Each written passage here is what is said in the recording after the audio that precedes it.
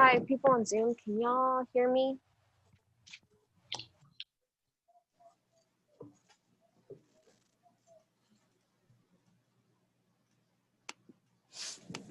Um,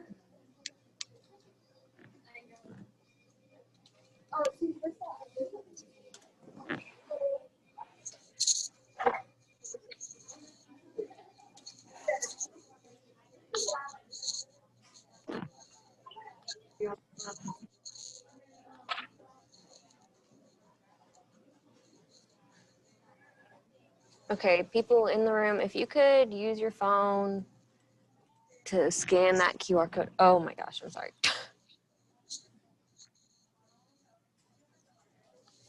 And then in Zoom, I will copy and paste the link in just a second.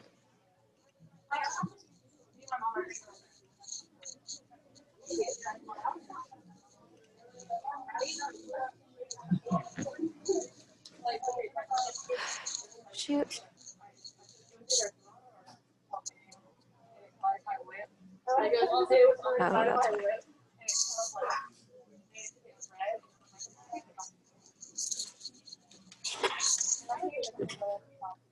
On Zoom, I just sent out the link to sign in the chat.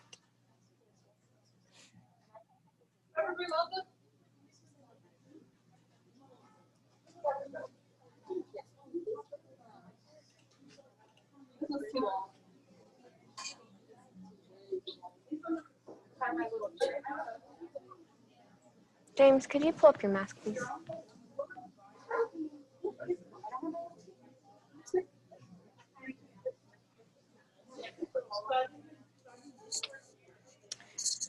Okay.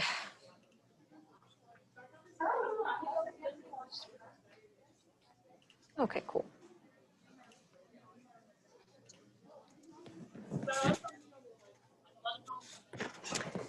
So test prep 2, it's a little lengthy. I feel like this is the lengthiest test prep I've done. But this is also, chapter 4 is what people tend to need the most help with. So I felt like it was appropriate. So I did put chapter 5 on here because it's a test prep and that's going to be on your test. But it is mostly chapter 4.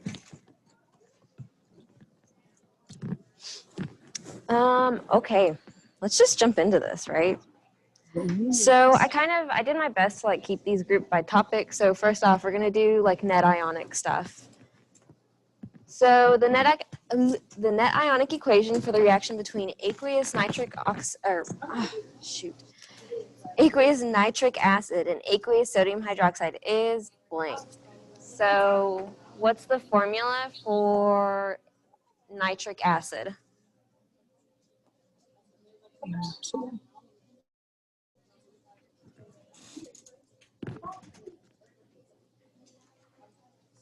HNO3.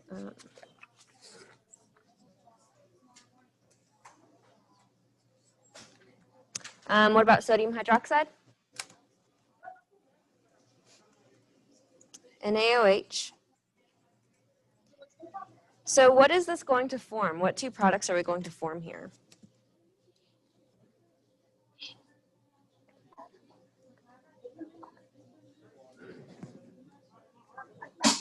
Yes. And sodium nitrate.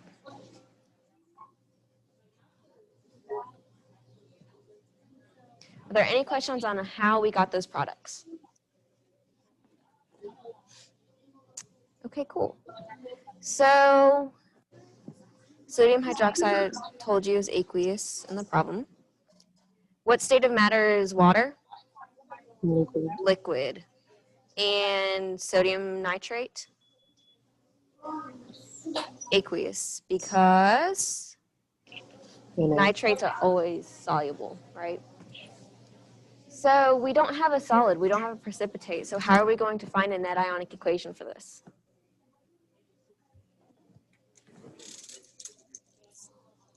Yes, it's going to be water because that's where the state of matter changes, right? So net ionic equation, if that's what so what I've just boxed is our net ionic product, okay? Water has to be the product because there's a change in state of matter. So what are going to be the reactants for that? Hydrogen and hydroxide, because that's what makes water, right? So what I've just done is I've done a sort of a shortcut instead of doing the complete ionic reaction, just because this saves time. So looking at our answer choices, we know water has to be in the products. Which one of these is our answer, though? They all have water. E. Because all we're doing is we're taking this and then we're breaking it up into the ions that make this up. And that's it. That's all that's happening.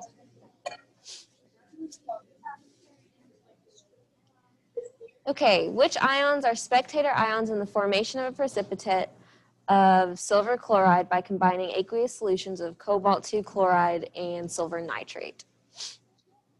So what are spectator ions? Yes, they're the ions that aren't going to participate in that reaction that causes a change in state of matter. Typically, we're talking about a precipitate, which is solid, right? So here, she tells you, or I tell you, did not take this off of a former test of mine. Hint, hint. I do have her permission to do that, by the way. I'm not doing anything wrong. She told me to do that. So she tells you exactly what the precipitate is, right? So if we were doing net ionic equation, this would have to be our net ionic product. What would be the reactants of this? Would be the CaCO2 plus HNO. Silver and chloride, right? Those would be, this is net ionic. So our spectator ions are every ion that isn't in the net ionic equation, right? So what would they be for this? Cobalt and nitrate. And we figured that out just by looking at these up here, figuring out what's down here in this net ionic equation, and figuring out what's not.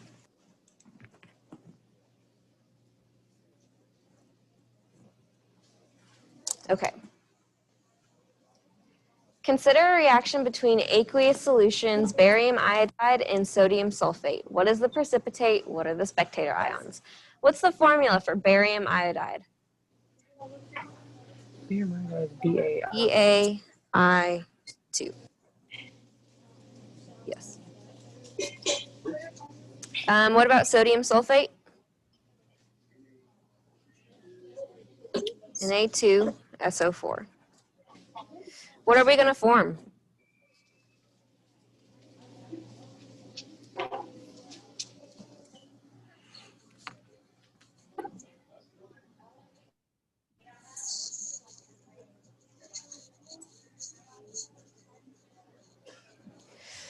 Barium sulfate and sodium iodide, right? Is this equation balanced? Mm-mm. How are we going to balance it? So, I have 2. 2 here. And yeah. Mm-hmm. And that's it. So now you have to remember your solubility rules. There's no trick. There's no trick for remembering solubility rules. You just got to know them. Flashcards help? Just know this one. Is this one? This is the percent.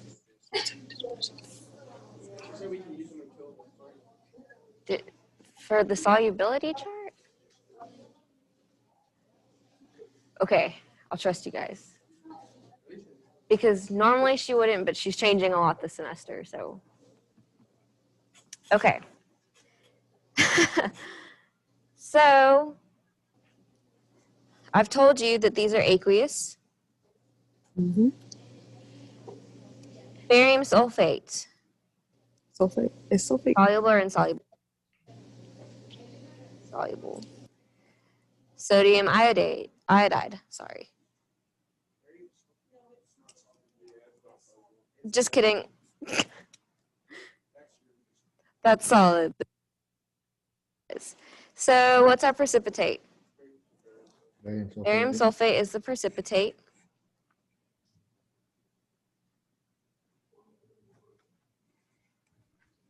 What are our spectator ions?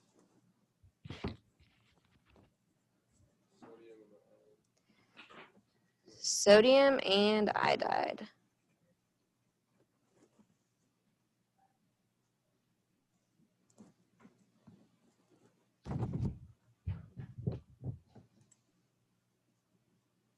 Oops. Sorry, y'all. I was not checking.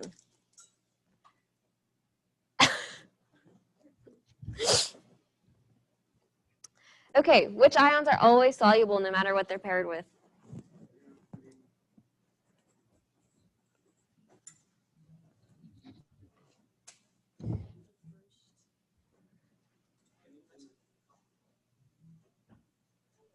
The first, what do you mean? Ammonium. So nitrates Ammonium. and ammonium.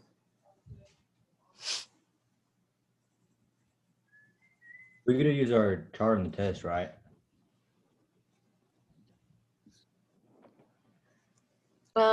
There's more people here than there were when I started, so if you haven't signed in already, go ahead and sign in.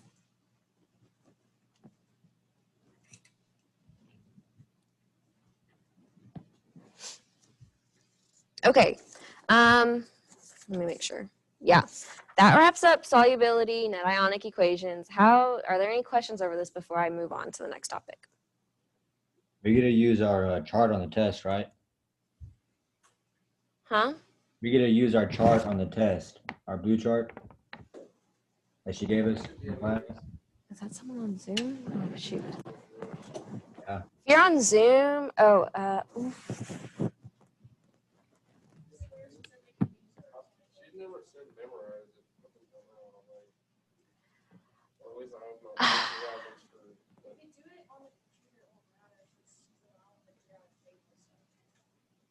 I truthfully do not know the answer to that question.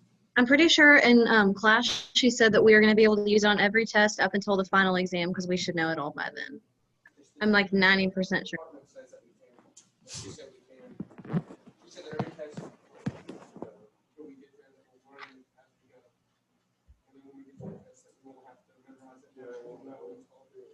Okay. Well, this volume thing is jacked, so. The sheet we're talking about is the solubility rules. Also, if you have to say something, honestly, just send it in the chat because I tried to mess with the volume thing and I can't get it to work. Okay, then I'll trust you guys on that. I won't say it officially because I'm afraid.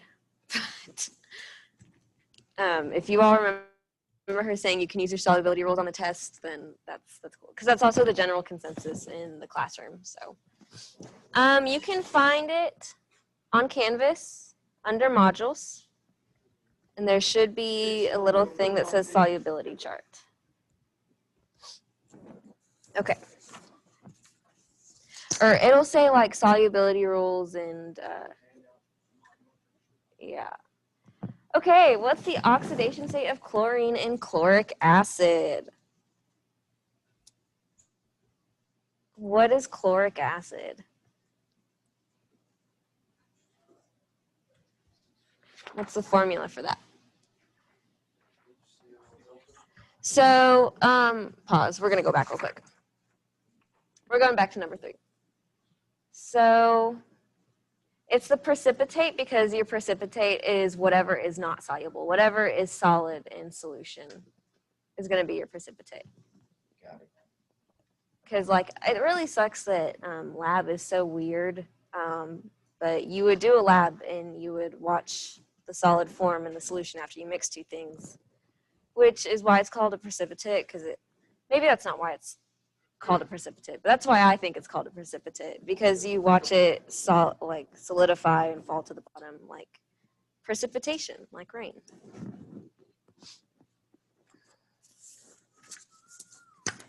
Okay. Okay, so what is the formula for chloric acid? HClO3. What's the oxidation number for oxygen? Negative 2, and we have 3.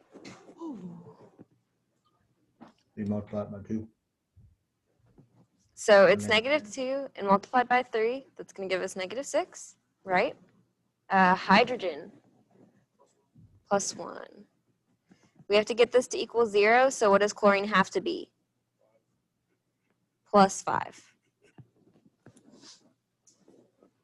I'm sorry, I messed with the volume thing, and now it's all the way up, and I can't get it to go back down. Can I ask a question? Yes, absolutely. So chlorine on the periodic table has a negative charge. So how come it's a positive? Right. Okay. So I understand this is really weird. Okay, and that's a totally valid question. It's one that I've gotten several times in like my tutoring sessions that I've been doing. So basically, whenever you come across a question like this and it's asking for that, ignore whatever the periodic table says. Only go to it for everything else that's around it. But if you're looking for that, then you're going to have to calculate it.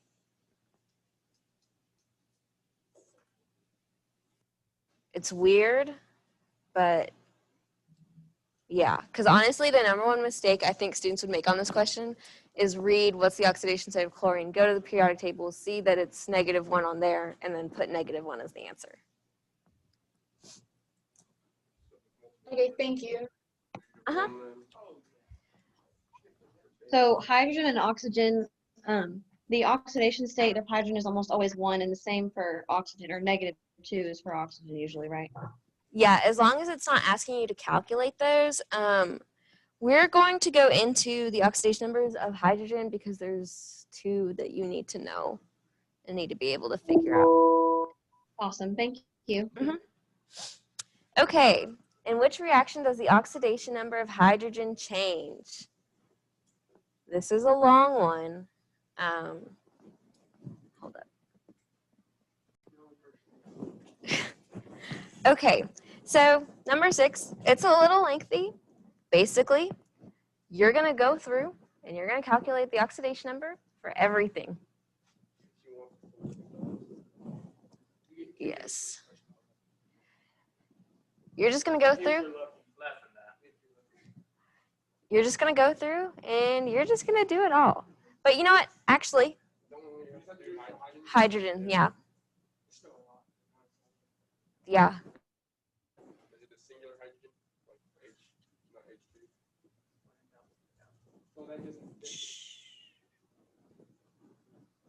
Don't spoil it for the rest of us. So this is a long one. We just went over how to do oxidation numbers. I want you guys to try it on your own. So you're going to calculate, oh, just kidding.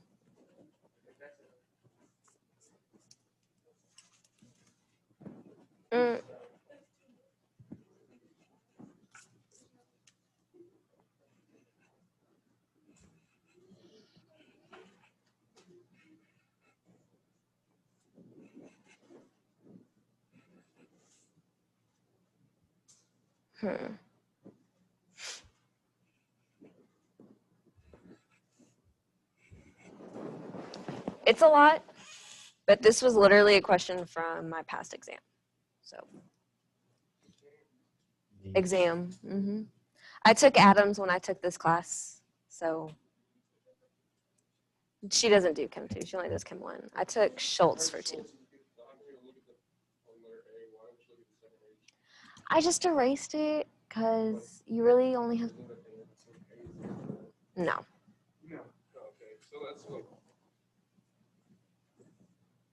You were right in what you first said, but I'm not going to say it yet because I want you guys to practice this. Okay, so yeah, that's what I was saying. Oh, okay. So when you erased it, it kind of threw me off.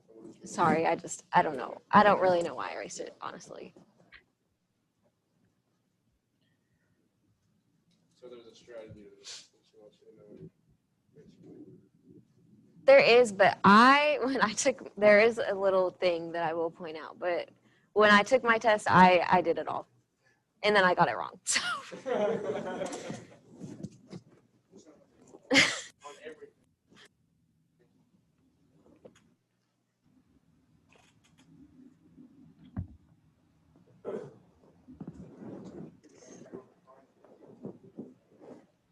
Okay, who thinks they have the answer? Me. Was that Say E? me or E. No, I said me. Okay, you. What? What is it? I think it's D. No. Shit, never mind then.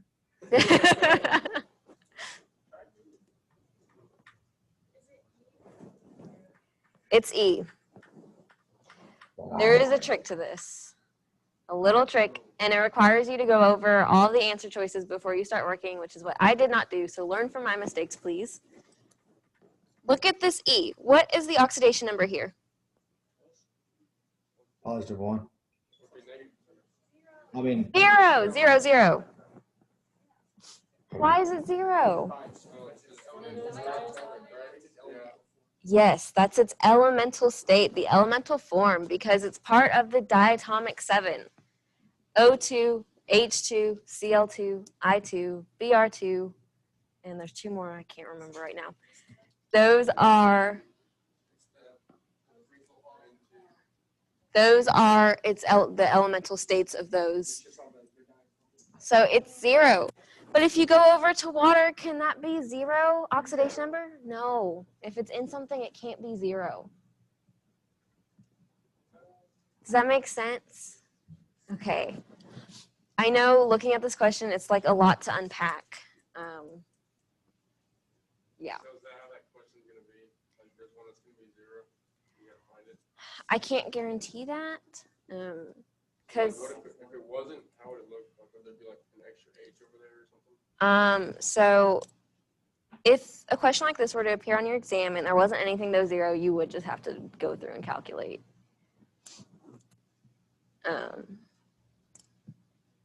But yeah, so like as an SI, I'm not allowed to know anything about what's going to be on exams or quizzes. I can ask like what topics I need to hit on real hard in test prep, but that's about it. wait, I have a question. Yes, I have an answer maybe. Like sodium hydroxide, the oxidation number would be for hydrogen would be -1, correct though? Yes. Because it's like on the right side instead of the left. To the right? Yeah, it's to the right. Yeah. All right. Thanks. Like, does that matter? Uh-huh. Sorry. Yes, it does matter what side it's on. We'll get to that. Okay, blank is an oxidation reaction. The reaction of sodium chloride with lead nitrate to form lead chloride and sodium nitrate, ice melting in a soft drink, salt dissolving in water for cooking vegetables, neutralization of hydrochloric acid by sodium hydroxide, or rusting of iron. This is also a question I pulled straight from something of hers. Rusting of iron. Would it be Rusting of iron.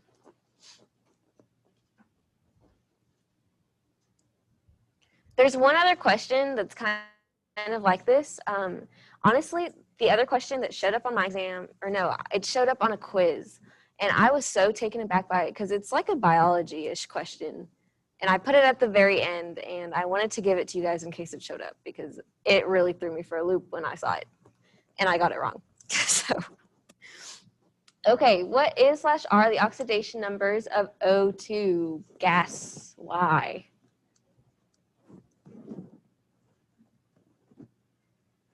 You're right. Say it with confidence. 0.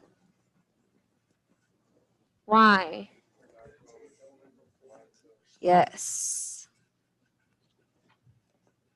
There's one more element. Okay, so there's an element that its elemental form is, actually there's 2 that I'm going to go ahead and give you, and I want you to know them because they're weird and they may show up.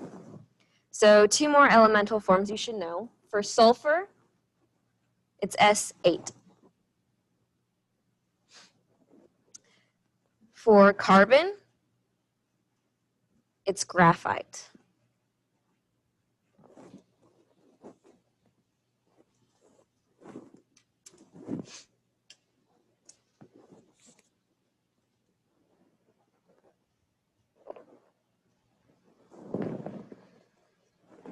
So it's the diatomic and then the. Yes. Well, So these are like the weird ones that are in their elemental state. If you see cobalt solid, that's elemental. Copper solid, elemental. Okay, what is / are the oxidation numbers of hydrogen and why? +1 and -1. Yes, this is because hydrogen can act as a cation or an anion. And this is why its placement matters. So if you have HX, X being any element, it's going to be a +1. If you have XH, it's going to be a -1.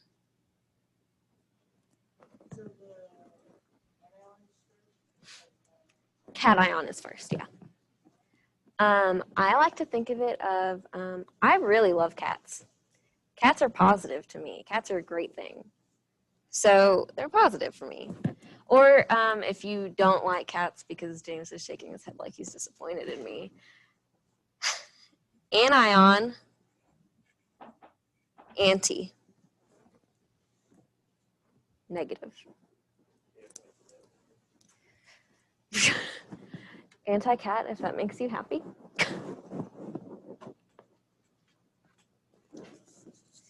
Okay, how do y'all feel about redox? Oh, just kidding, we're not done. Okay, consider the following reaction. So we're gonna look at this and then we're gonna decide which is oxidized, which is reduced, from what to what, and what the oxidizing and reducing agent are. So, what's the oxidation number? -2. We have 4, right? So it's -8. So this is MnO4 minus. So what does Mn have to be? +7. This should not be magnesium. That's not magnesium.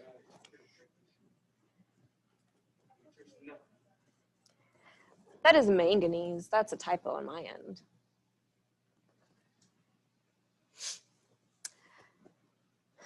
What is the oxidation number of I minus?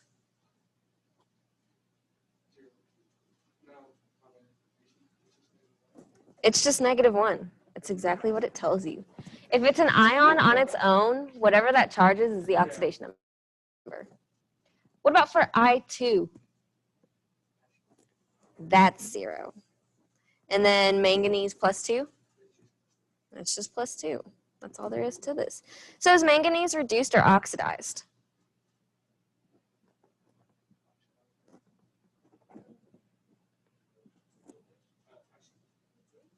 Reduced. It's reduced from a +7 to a +2. So this is one of my favorite things to put on reviews because a lot of times we feel like to be reduced, it has to go from a positive to a negative. And so this is just showing you it can go from a positive to still a positive, but it's becoming more negative. So it's still reduced. So that means that iodine is oxidized from a -1 to 0. So what's the oxidizing agent? Manganese. And the reducing agent is iodine. So basically, when you put the word agent behind it, it flips. If you like more sciencey explanations, so in this case, manganese is the oxidizing agent because it's taking electrons away from iodine, allowing it to become oxidized. So it is the agent that allows the oxidation. Yes. If the O4 has a -8, why doesn't the Mn have positive?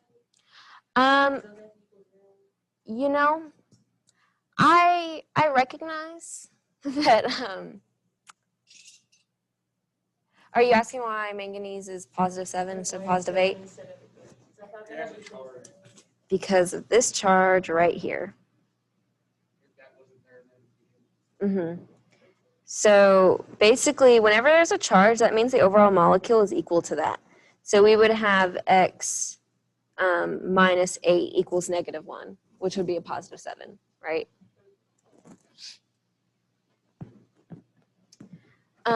What I thought you were asking about, what I'm going to go ahead and address is that there's no oxygen on the product side. I don't know how that happened. I've been using this question for, this is my second year using this question, but just don't even worry about it. It doesn't even matter because we're not asking about it. But Can you explain further how to find the oxidizing agent and the reducing agent?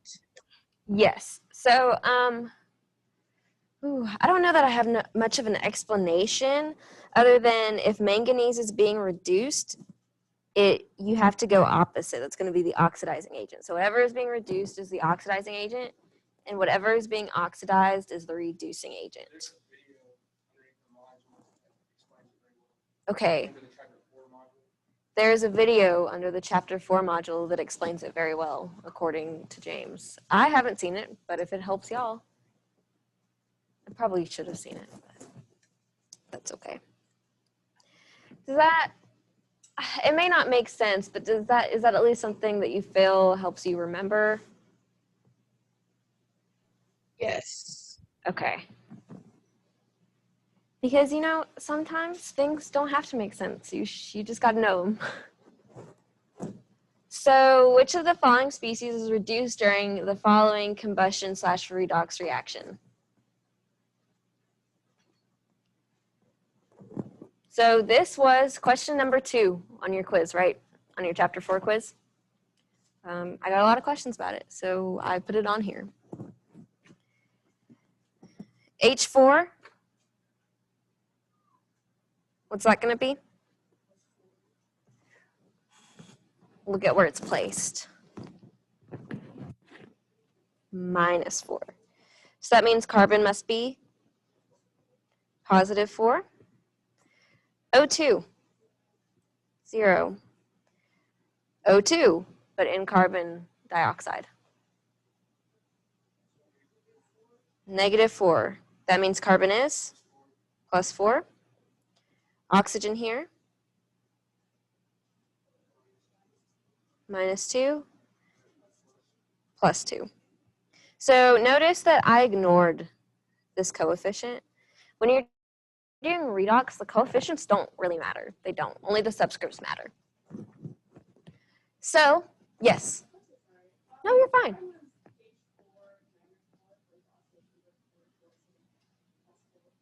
Because of, so they're asking why this is a -4, and it's because of this. Yes.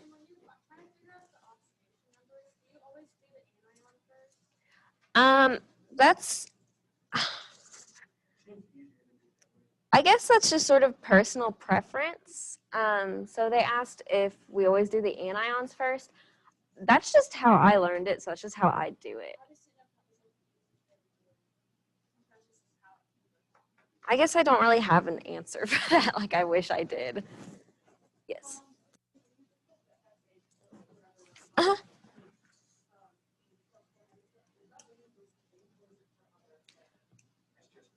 Yeah, this is just going to be for hydrogen. Just because hydrogen, it's just a weird element, kind of. It just has the ability to act as a cation or an anion.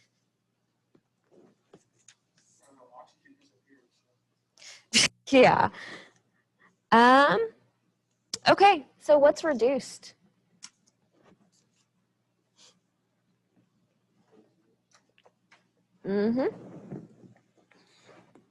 O2 is reduced. So one thing that I came across, when you're not doing it.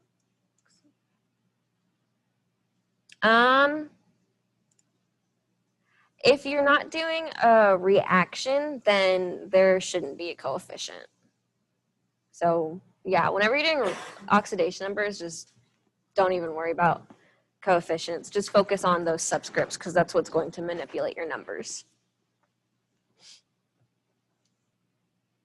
Okay, so one thing that I came across in my tutoring sessions was there's two oxygens with two different charges, right? But they're both, either one you look at, it's reduction, right? So we're safe. Okay, number 12. This is another question from your chapter 4 quiz that I got a lot of questions on. So we're going to work it out together. I'm so sorry to people that came to tutoring with me because you're just doing this all over again. So how many moles of lithium ion are present in 250 milliliters of a 1.25 molar solution of lithium carbonate? So here's something I recommended to everyone I've talked to. You remember being in like grade school and they would tell you to like circle, box, underline information in the question? You know what?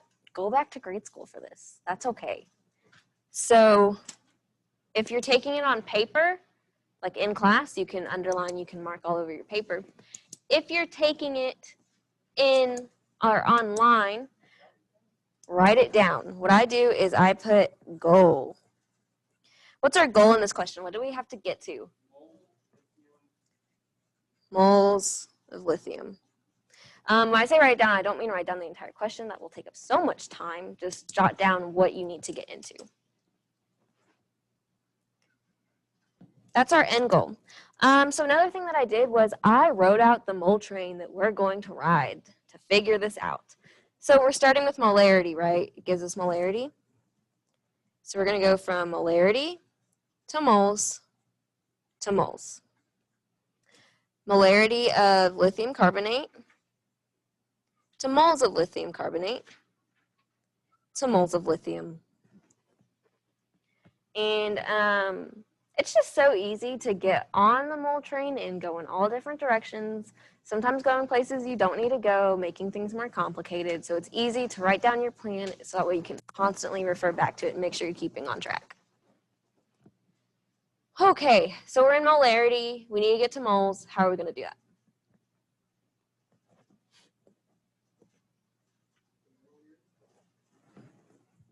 What equation are we going to Do we use? multiply like molarity by mole equals molarity Yeah, or something like that? yeah. So some people like rearranging the equation before they put their numbers in. That's cool. That would just be moles is equal to molar times liters. I don't like doing that, so I never do it. But if you like it, go ahead.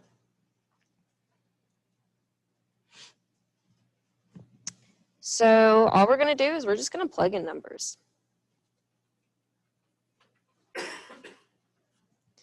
And someone tell me how many significant figures do we need, though? 3. So someone tell me. You're so close. Yes. So does she round the 5? Because I know Newton doesn't round the 5. Yes.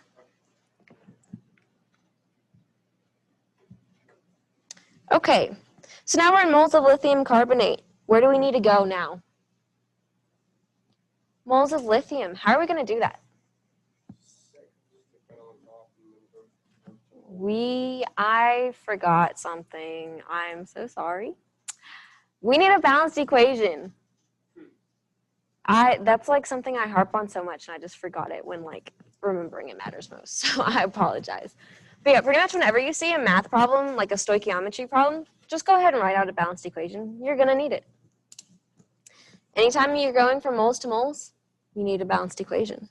So if you've looked at the chapter 4 review, question number 2 is all about ionization. That's all we're doing here. We're just breaking lithium carbonate down into its ions. I'm going to write it up here. So we know it has to go into lithium ion, right? Because that's what we're looking for. What other ion? Carbonate, CO3, 2 minus. Everyone knows where the 2 minus is coming from? If not, that's okay. Just say so. We'll go over it. Okay. Is this balanced? Not yet. What do we need to do? 2. Okay. So this -2 up here is coming from, I don't think I have another color pen. Okay. This -2 is coming from this 2 right here. So remember when we're writing out these formulas, the swap and drop thing, where you would have Li plus 1 and then CO3 2 minus, so you would just swap and drop. That's all we're doing. We're just swapping and rising. So that's where that's coming from.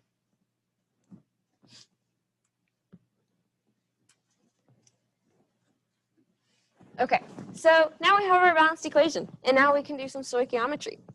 So we're going to start with 0.313 moles of lithium carbonate. What has to go on bottom? Lithium carbonate, how many moles? 1 mole. And on top? 2 moles of lithium. We're going to cancel these units, and if you check, we need to be in moles of lithium. We're in moles of lithium now. So go ahead and punch that in your calculator and tell me how many moles of lithium ion we have. Mm-hmm. Wait, so when they're separated, do you do the swap and drop? Or can you just look at the periodic table? For like, Oh. polyatomic, it has a two negative charge already. Yeah. You just look at that, right? Uh-huh. And then if they're together, that's when you do the swap. So for this polyatomic ion, it's going to be -2 no matter what it's paired with. So you can look at that polyatomic ion chart and figure out the charge that way, or you can do the swap and rise. It's just whatever works for you. The only time that you have to do the swap and rise is if you're working with a transition metal. Yes. I don't know if it's just because of the question, but do you have to write the equation, or could you just do ×2 because it says lithium with the subscript of 2? That's what I did, and I got the same answer. But I don't know if it's gonna be difficult later on. Or if she'll take points off for that. I did it on the quiz today. I wouldn't count on that. Because sometimes, so they were asking, could you just multiply by 2 because of this 2 here? And in this problem, you could, but you may come across a question where your coefficient up here is going to end up being like a 3, or the coefficient here changes, so then it changes here, and it gets kind of messy. So I would always just go ahead and write it out. And yes, I did change. This is liters, because this was 250 milliliters, which is, yeah. Okay, how many moles of lithium ion do we have? 0.626 moles lithium ion.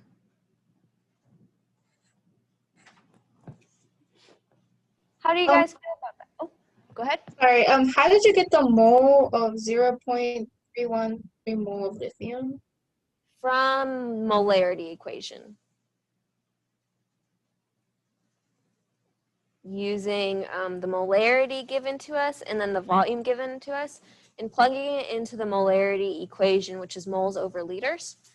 So there's this relationship between concentration, volume, and moles that we can use to find the number of moles present.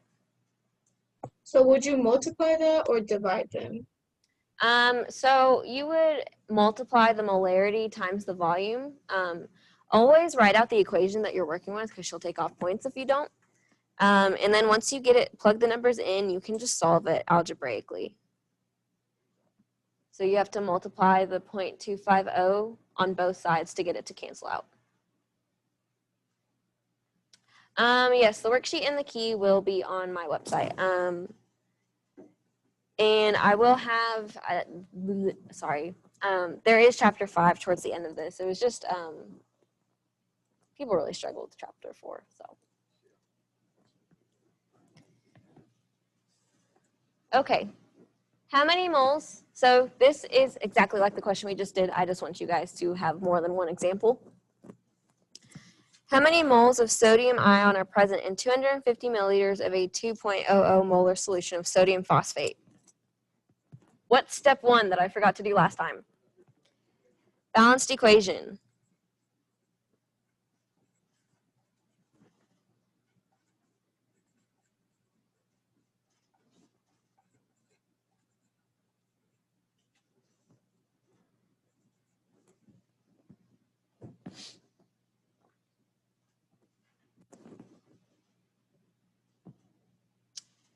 Okay, so what's step number 2?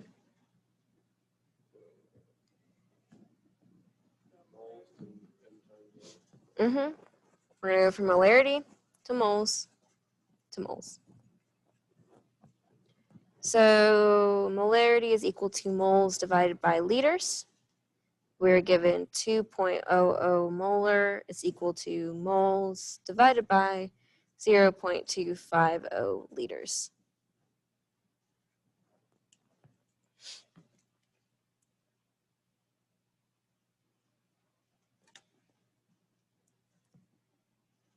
Mm.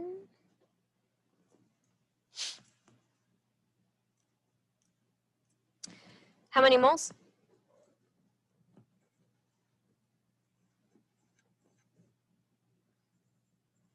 So you may look at this and you may think, Emily, do those last 2 zeros really matter?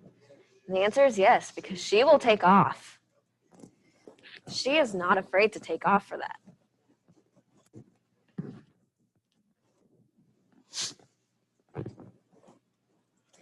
So this is moles of sodium phosphate.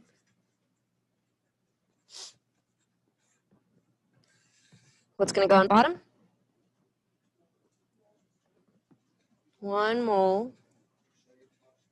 Uh-huh. Yep. And we end up, how many significant figures do we need? 3. So what should our answer be? 1.50.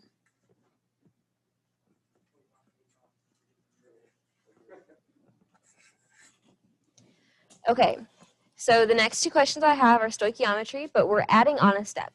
So we're keeping the same base format. We're going from molarity to moles, but then for one, we're going to go to grams, and for the other, we're going to go back to molarity. So keep this stuff in mind. Nothing is changing in this. We're just adding on.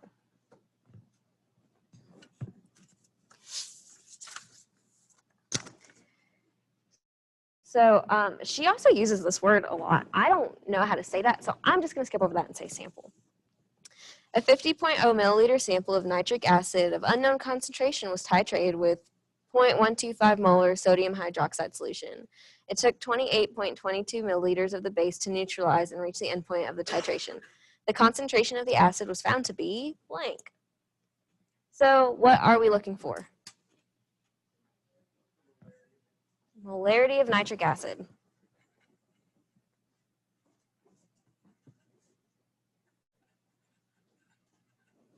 That's the formula for nitric acid if you didn't know. I meant to ask, but that's okay. So, like I said before, we're doing the same steps, we're just adding on, right? So that first part of the mole train is going to look exactly the same. We're going from molar to moles to moles, but where are we ending up now? Back to molarity. So we need to get from molar of, what do we have the molarity of? What's the only thing we have molarity of? Sodium hydroxide. And we have to end up in nitric acid. So that means that this has to be sodium hydroxide, this has to be nitric acid, right?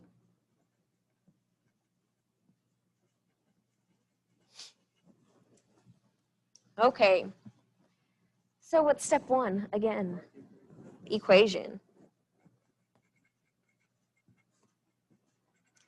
Y'all are pretty good at writing equations, so I'm not too concerned about that.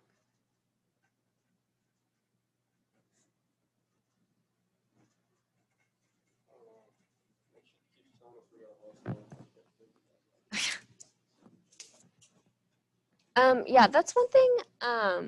Okay, So no then problem. there's more, and I was like, oh shit. So I didn't really think through it. That, yeah, that's something that I've heard a lot. Talking makes you really nervous and anxious. If you get bad test anxiety, take it online, man. It's okay. We got that option this Yeah, it's okay. Okay. So we're going, is this concentrated? Is this balanced? Is this balanced? Yes. Speak with confidence, y'all. You guys are smart. You're getting this stuff right. So we're going to do the exact same thing that we've just done. It's getting a little repetitive, and I'm sorry, but I have to make sure that you guys know how to do these other steps.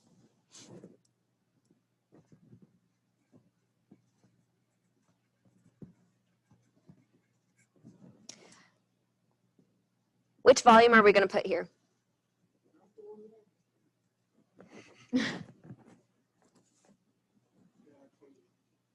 2822. Why? Because that's the volume of the base. This is probably the number one pitfall for this type of question. You have two volumes. Some of you will be inclined to use the wrong one. But remember, this belongs to the base. So we have to use the milliliters of base.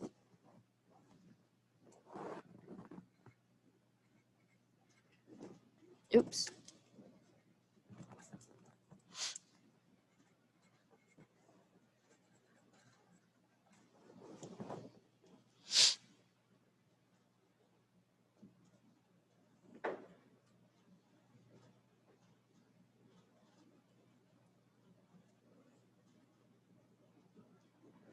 So go ahead and keep working, and I'm going to give y'all a minute to work. And then I'll go ahead, and then you can stop me if you did something that was wrong. So this way, you can see what you know.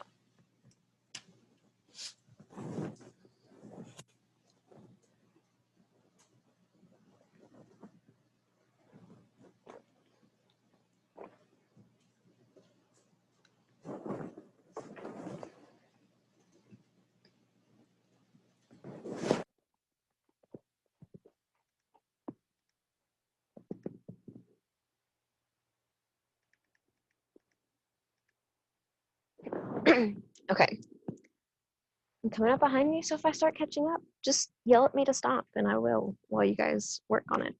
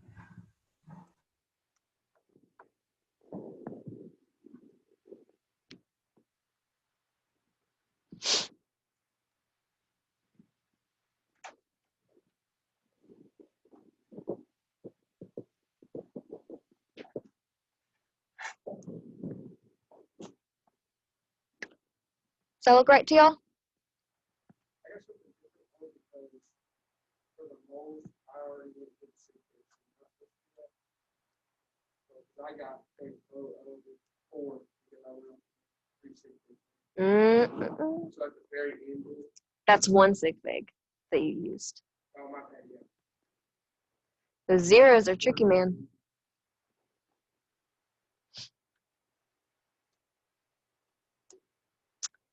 Okay. What is mass in grams of barium sulfate? Or what is it? What mass in grams of sulfate can be precipitated from the reaction of 0.400 liters of a 0.200 molar solution of barium chloride with excess sodium sulfate? That sounds like a lot, right? She likes to do this. She likes to write wordy questions. So let's break this down. We're looking for grams of barium sulfate. That's our end goal, right? We have this information about barium chloride. We have excess sodium sulfate. We have plenty. We don't have to worry about it.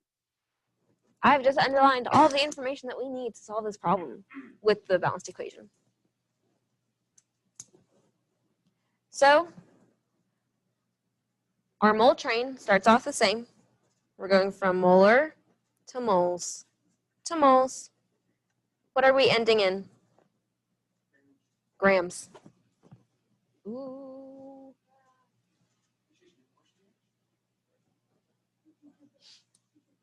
That's it. So we're going to do the exact same steps, but that last one's going to be different. That's all we're doing. So go ahead and go at it, and I will work behind you. All right, so on this one, I'd be tempted to do the M to moles over L, you know?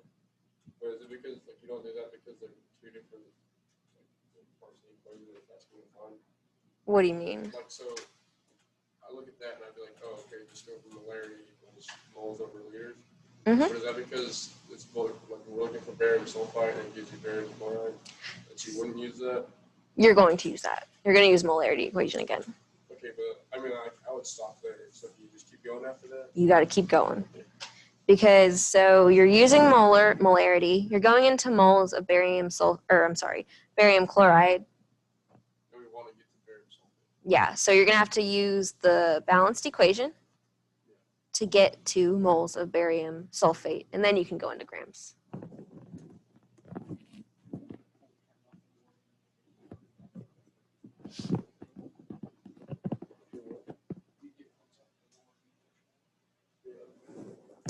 Okay, I'm going to start working behind y'all.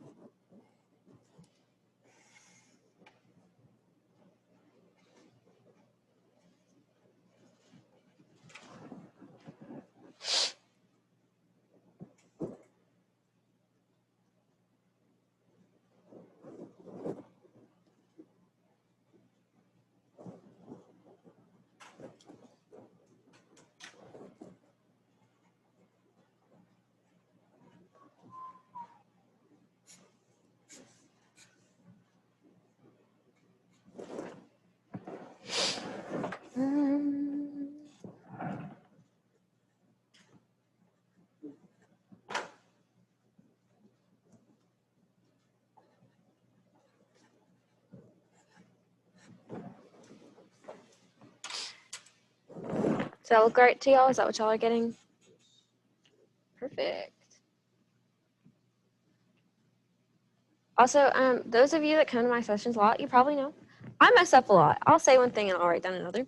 So if you ever think I'm wrong or I mess up, just say something and I'll figure it out. How did you get the 233.38 grams? So this comes from your periodic table. You're finding the molar mass of barium sulfate. So you would find the weight of 4 oxygens, 1 sulfur, and 1 barium from the periodic table and add it all together. I got 233.726. So I don't know if I did my math wrong. Did you say 230? You said 233.7 what? 26. 726. Did anyone else get that? Because I'll be honest, for oxygen, what are you using for oxygen? What am I using for oxygen? Yeah, what number? 16.00. Okay. 16.00 is what she wants us to use. Just tell her to go back and add it again. Maybe try it one more time and then let me know if you still can't get it. I will be honest, I just Googled this because I don't have a periodic table with me. So I just Googled it, but you guys can't.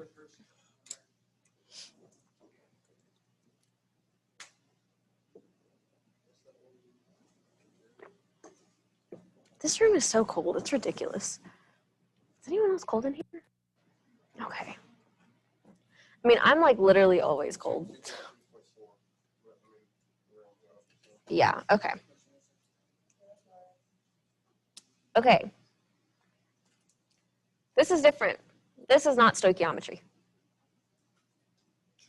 What is the concentration of an aqueous methanol produced when 225 milliliters of a 5.50 molar solution is diluted to 750.0 milliliters? What type of question is this?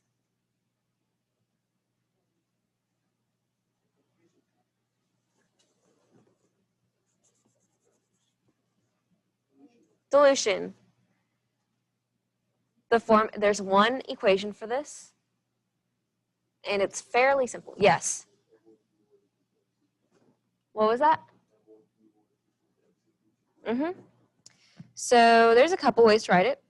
Neither of them are wrong. M1 V1 equals M2 V2, or MCVC equals MDVD. This just means concentrate and diluted.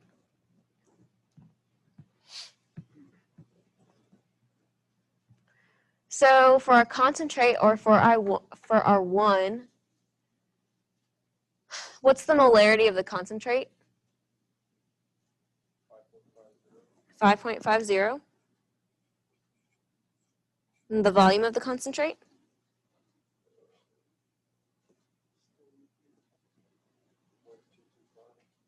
You can leave it in milliliters.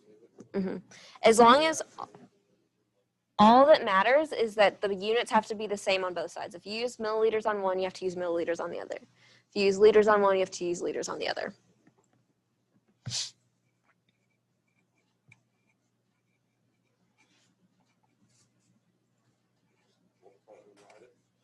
Yep. Oh, sorry.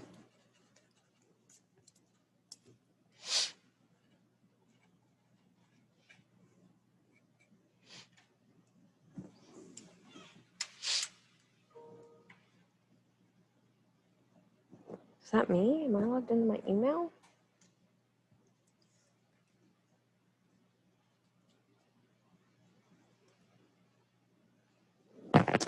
And tell me the concentration when you get it. 1.65 molar. Yep.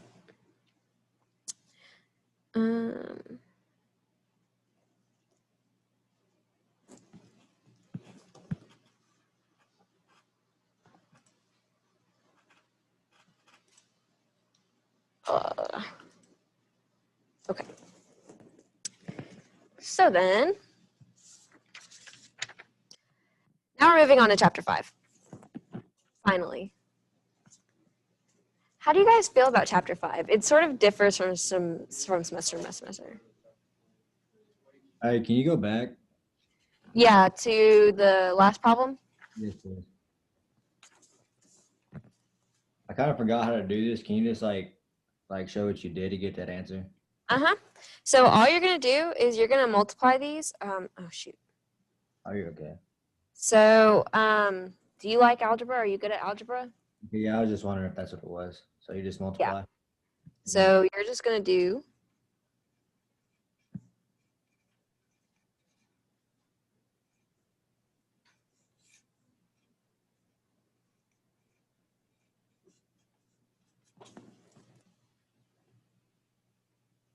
Got it.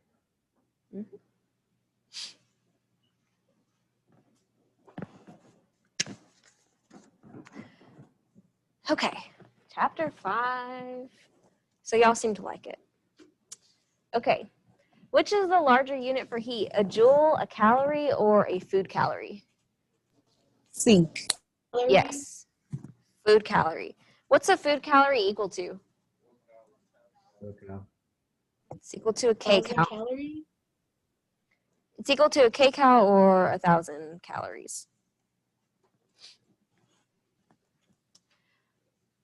Okay.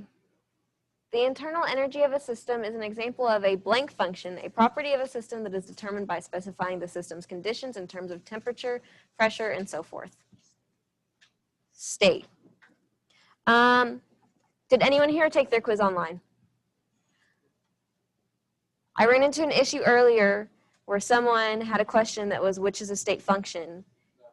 And H and U were both choices, but they're both state functions. So if you chose U and it counted it wrong because it was H, bring that up to her tomorrow because I won't be in class tomorrow because y'all are testing. Because, yeah. U is internal energy. It can be E too. Yeah, capital U or capital E. Okay, consider the following. So just consider this following reaction. Is the reaction endothermic or exothermic? Endo.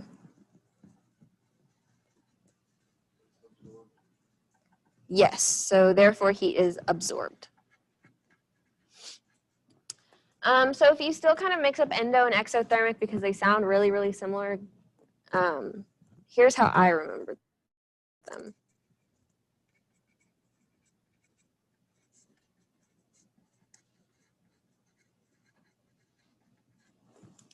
So endo, enter, exo, exit. For endo, heat is entering the system, and that's why it's a positive. It's like money entering your bank account. It's positive, right? When money exits your bank account, it's negative. Okay. Woo, this is a wordy question. A sample of calcium carbonate absorbs 55.5 joules of heat upon which the temperature of the sample increases from 18.1 degrees Celsius to 28.5 degrees Celsius. If the specific heat of calcium carbonate is 0.82 joules per grams Kelvin, what is the mass in grams of the sample? Oh, okay. Yes, we're going to use the CMAT equation.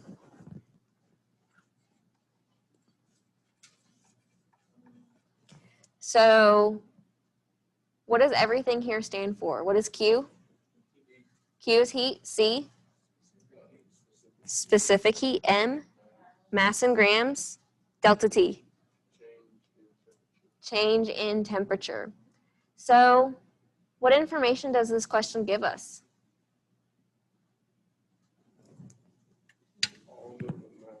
All of it but mass. 55.5 joules is heat, right?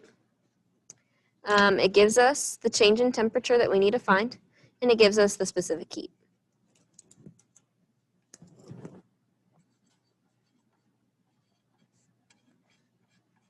So I'm putting this over 1. You do not have to put it over 1. I do that so I can show you guys how the units cancel.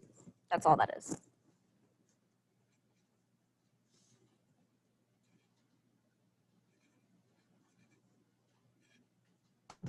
Since the specific heat is in Kelvin, do we need to do anything to that? No, you're just going to leave it in Kelvin because, or you're going to leave it in Celsius, sorry. Because if you remember, there was a slideshow once upon a time where she showed you, huh? They're both the same Same value. amount of change. Yeah, where the notches on a Kelvin thermometer and a Celsius thermometer are the same distance apart. And if you recall, going from Celsius to Kelvin, you add 273.15, right? So if you add 273.15 to each of these and then you subtract, you're still going to get the same number of difference. So on mine, I just write J over grams times Celsius, even if you give it to me in Kelvin. Will that make a difference? No. It's just easier for me to just cross it out. Um,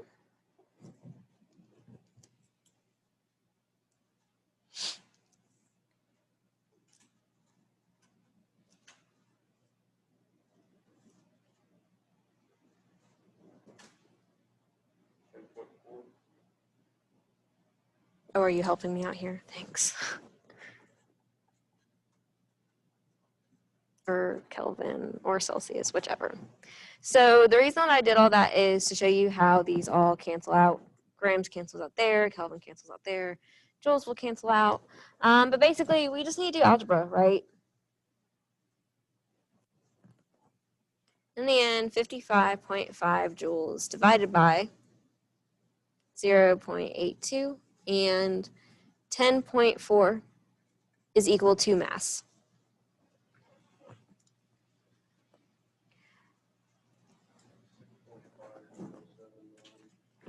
How many significant figures?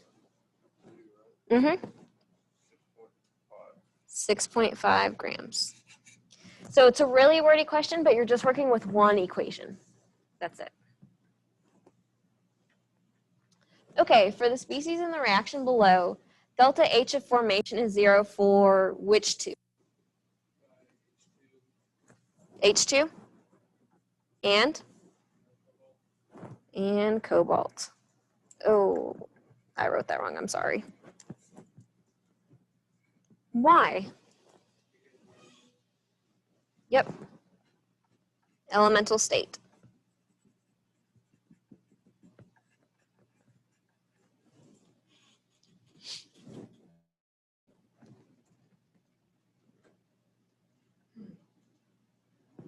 Okay. Last page, I promise. So the value of delta H for the reaction below is negative 336 kilojoules. Calculate the heat. Oh, there should not be a 0 there. I was like absolutely deliriously tired typing this. Calculate the heat in kilojoules released to the surroundings when 13 grams of hydrochloric acid are formed. So this is taking chapter 4 and putting it into chapter 5. We're gonna do some stoichiometry, but we're gonna add some heat in there.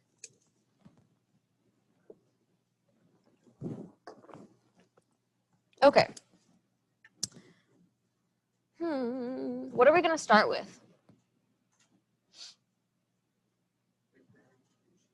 Yes, we're gonna start in grams of HCl.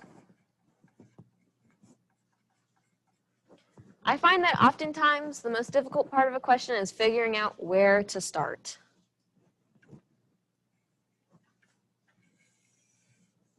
What's going to go on bottom? The molar mass of HCl. Can someone tell me what that is?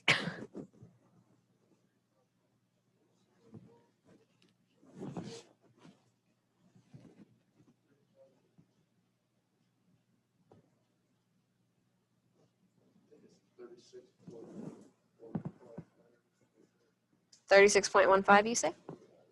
Okay, go ahead.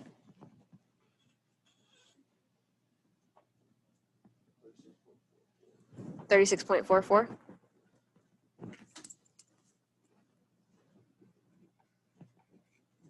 is equal to 1 mole HCl. Where are we going to go now? What was that?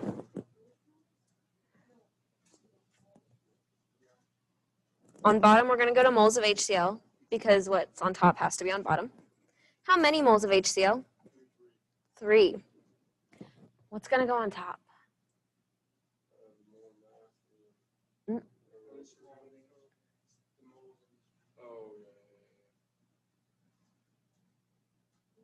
It's something totally new, something we haven't done yet.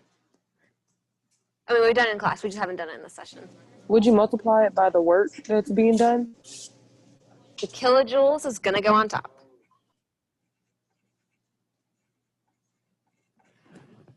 How many of you are like, why? Okay, the reason why, for every 3 moles of HCl that are formed, this is the heat of the reaction, right? This is the reaction, that's the heat, so that means that these two are inherently related. For every 3 moles of HCl formed, the reaction releases 336 kilojoules of heat. I got this question so wrong when I did it. This is from one of my old exams, and I got it so wrong because I got to here, and then I was like, like, what do I do next? So, how much heat is released to the surroundings in kilojoules?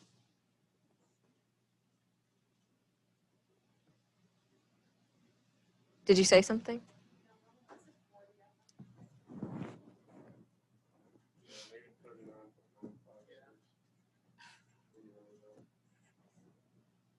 No, that's a lie. Sorry, I didn't mean to.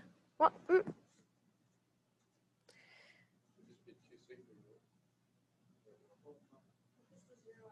No, it should be 3. So it was 39.9 what? Okay, then that rounds up, yeah. Oh, no, not grams. Don't write that down.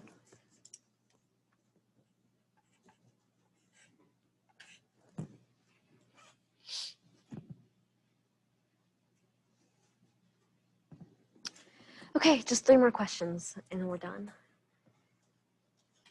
And then you can go cram some more. So this is going to be Hess's Law problem. How do y'all feel about Hess's Law? Okay, good. Really? I think it's the easiest thing that we have. Yeah, me too. Like, seriously, said that, like, oh my goodness. I love Hess's Law. I love it. I don't know why. Which is funny because when I took this class, I hated thermo so much. This was my least favorite section out of everything. I just couldn't get it. But then I started SIing, and then the second time I sat in the class, I was like, oh, I get it now. Okay. So I kind of like to compare this to algebra. Like, you know how you have to like manipulate equations and flip them around and do all that stuff? That's all we're doing. It's just we're doing it with the chemical reaction instead. So we need to find out how to make these equal this. I typically just start at the very beginning of what we want to end up with and then start messing around with stuff, okay? So Fe2O3 solid, where is that in our equations? Very first one, how are we going to make it equal this? Flip, no.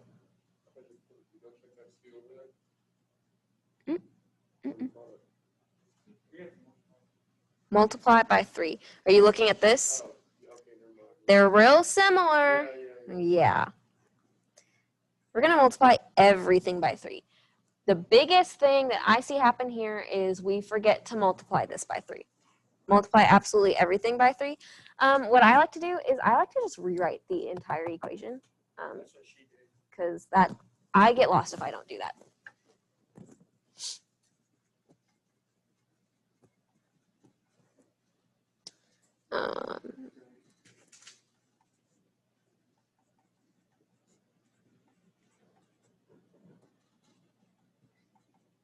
Oh, shoot. Someone tell me what that is.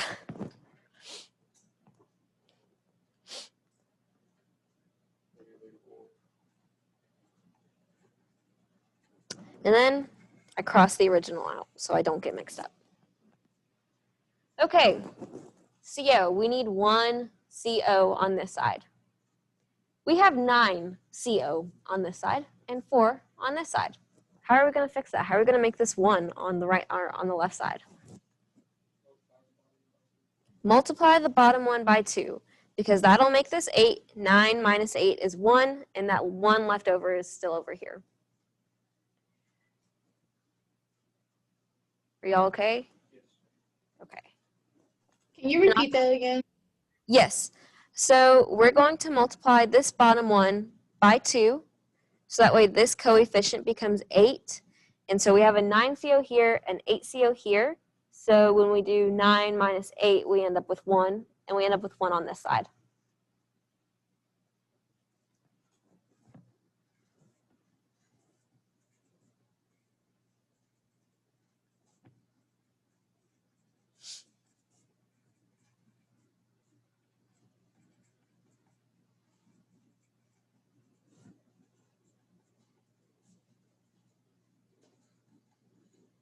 Didn't you just also look at the FE304 and notice you have to multiply that by 2? You could also just look at this and know you have to multiply that by 2. There is no wrong way. There's no wrong order to go in. Whatever you are drawn to that works best for you, go for it. I always just work in order because that's just how I keep track of things. But if you can do that, you can look at that and be like, oh, hey, I need 2. I need to multiply this by 2. Do it. Okay, so let's check it out. We need 3 of these. Do we have 3 on this side? What about 1 CO? 1 CO2? Yes, because the 9 here and the 8 here. Oh, excuse me. Do we have this? Yes. So everything's in order now. So we just add these together. Negative 84.0 plus 25.0. And yep, it's going to be negative 59.0 kilojoules. Yes. Yes. Yeah, I will upload the video of this session. So if you're reviewing and you're like, how did I do this? You can go and watch that video. It'll probably be up like, I can't lie, it's going to be up after 8 because I have an appointment at 7. So sorry. Okay, given the data in the table below, delta H of the reaction for the reaction below is blank kilojoules. What formula are we using for this? So delta H, so you can say products. I'm going to say bonds formed. It's the same thing. Minus delta H formation, of bonds broken, which is the reactants. Right? Because when we look at that chemical equation, we're breaking these bonds in order to form these bonds over here, right? That's what a chemical equation is. So coefficients matter. Coefficients matter here. And there were a few questions on Zoom in the class about this. If she gives you a problem like this, she will give you the table. You don't need to memorize any numbers. All you have to remember is that something in its elemental state is 0. Okay, so we have one of these things. I don't know the name of that. So we have one of those. And it's negative 2,346.0.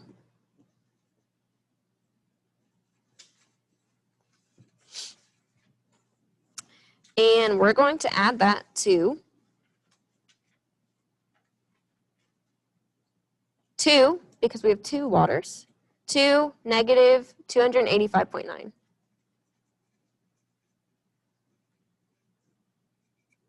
Minus, we have 1 calcium hydroxide. And this is negative 986.6. We're going to add that to 2 of these things, which is negative 900.4. And then you're going to do math, and you're going to get the delta H of the reaction. And when you get that, you're going to tell me what it is.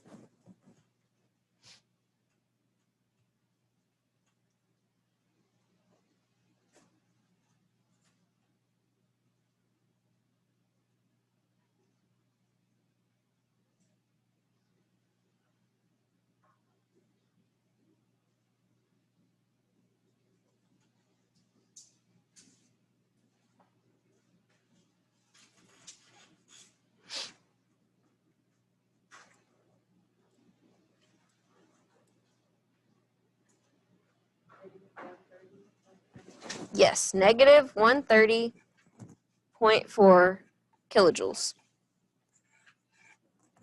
Everyone get that all right? Okay. The very last question, this one absolutely bamboozled me when I came across it on my exam, because I was like, which releases the greatest amount of energy per gram or has the greatest fuel value when metabolized by the body? Carbohydrates, proteins, or fats?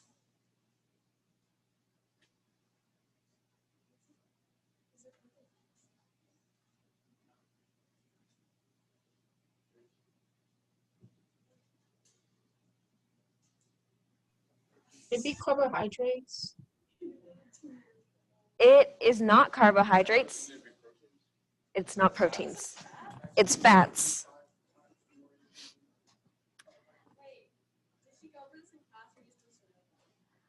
Honestly, I don't even know. It just showed up on my exam, and I was like, Just remember fats are 2.25 times more energy. okay.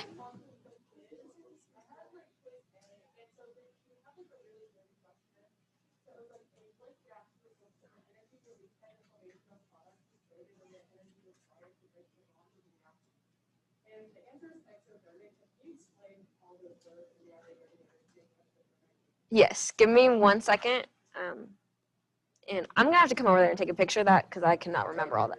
Ah! Question 3. Okay. So it just showed up. If you're a biology person, maybe you know that. Yeah. I didn't know this until I took a nutrition class, and I wasn't required to take one. I just decided to take it. So yeah, just know that in case that shows up. Yeah. Okay, so question 3. A blank reaction results when the energy released by the formation of products is greater than the energy required to break the bonds in the reactants. And on Zoom, sorry, I didn't say anything. This is question 3 from chapter 5 quiz, Form A. So it's exothermic. So let's kind of talk about that. So the energy released by the formation of products is higher or is greater than the energy of the reactants.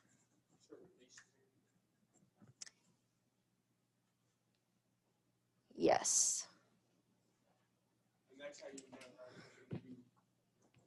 Let me think of how to word this, because this is a little weird. I don't really like this.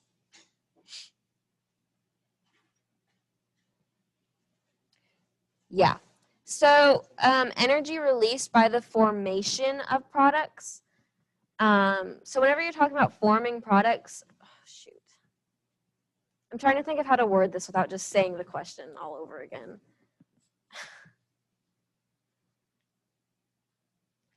Okay. So the whole point of a reaction is to form product, right? So that system, whenever it goes to reaction, if it's letting off heat, that means that the products are forming heat. They have more energy.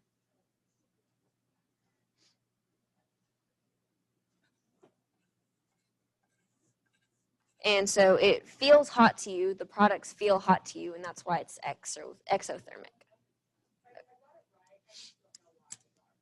That's fair. Okay, does anyone on Zoom have any last minute questions before I end the meeting?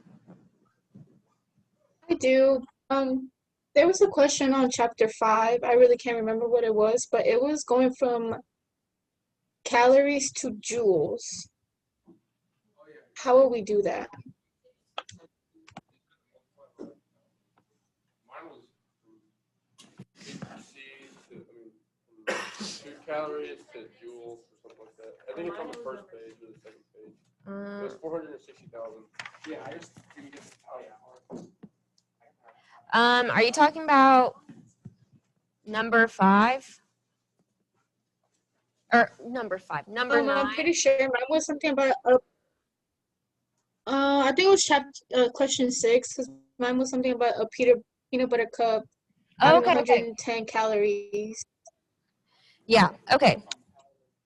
So 1 Reese's peanut butter cup provides 110 calories. How much energy is this if measured in joules? So the key, this is such a small thing. It threw me off. And then I was like, So 110 calories, but we're talking about food, right? This is food calories, which is a kcal. It's 1,000.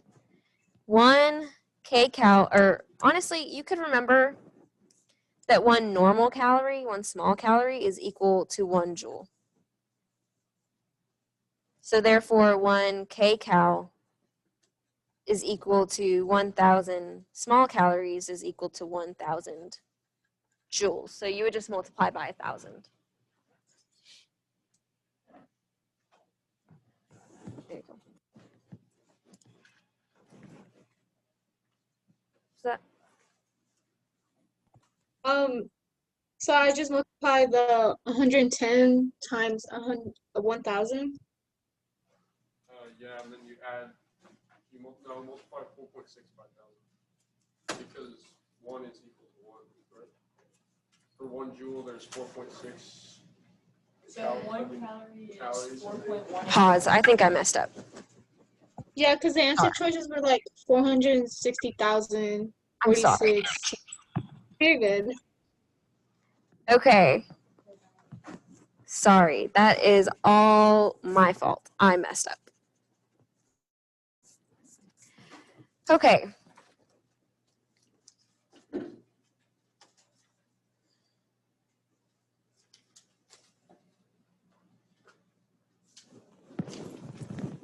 Give me 1 second.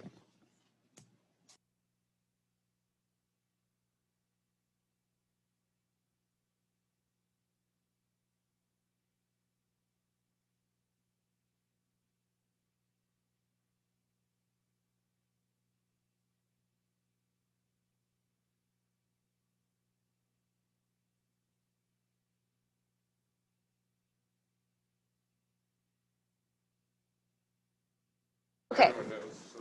So 1 small calorie is equal to 4.184?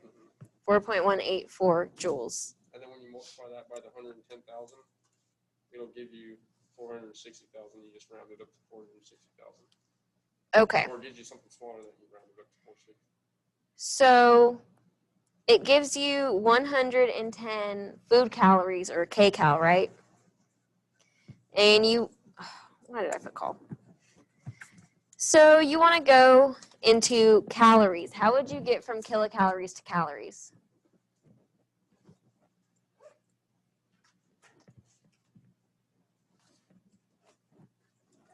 How many calories are? 1,000. Yes, 1,000. 1 kilocalorie is equal to 1,000 small calories. And now we need to get from calories to joules. So you would multiply that by 4.184, And then using significant figures, you would get the 46. Thank you. Thank you. Okay, this video will be up on YouTube, I don't know, between 8 and 9. And good luck on your test tomorrow. Thank you.